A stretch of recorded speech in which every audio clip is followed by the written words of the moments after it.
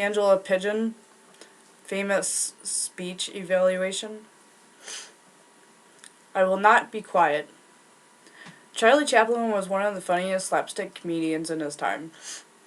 He produced many films that everyone loved and loved to laugh at him, except for one, The Dictator.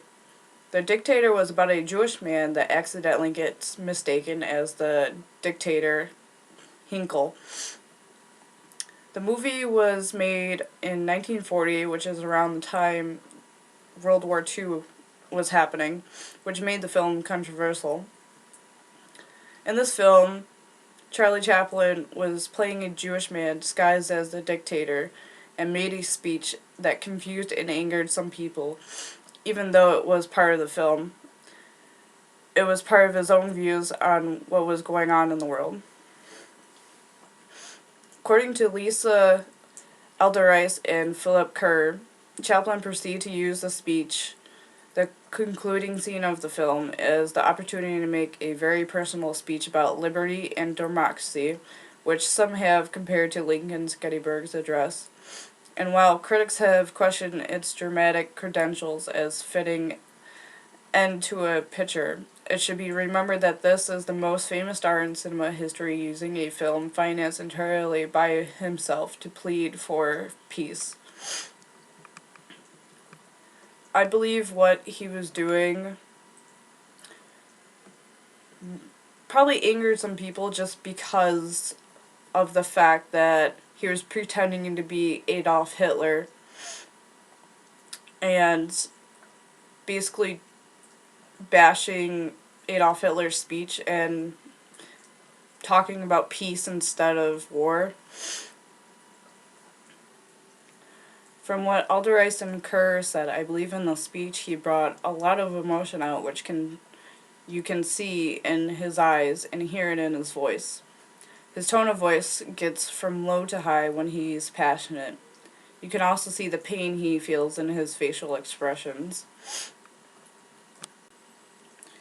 Adrian Dubb says, indeed the comedian's first full sound, over a decade after the invention of the medium, has Chaplin delivering a bilingual performance culminating in 3 public speeches, including 1 radio address, the first 2 in the highly comedic gibberish of dictator Hinkle, and a second sentimental one in the everyman's English of the Jewish barber.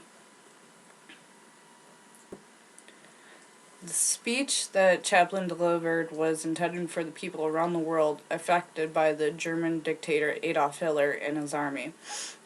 Since it was released everywhere, many places banned the film because they didn't want to anger the German regime. I think Chaplin was trying to speak for everyone that couldn't or wouldn't. I believe it had a big impact in that time because of the war and the death that was going around. In my conclusion of Chaplin's speech in his film, I think he did the right thing. And also believe in world peace and what happened in World War II shouldn't have happened. We are all people, but we should not hate but love. Chaplin's speech, I think, still remains important to this day because there is still war, hate, and destruction in this world.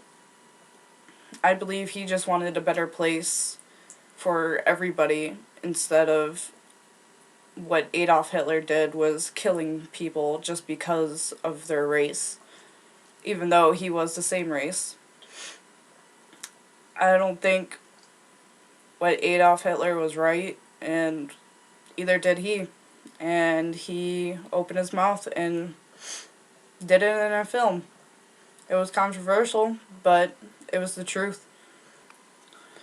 What I would take from Charlie Chaplin's speech is the emotion that he put into his speech. I think the way he did his speech actually got into everyone's mind that everything wasn't okay. And that's one thing that I would take from his speech.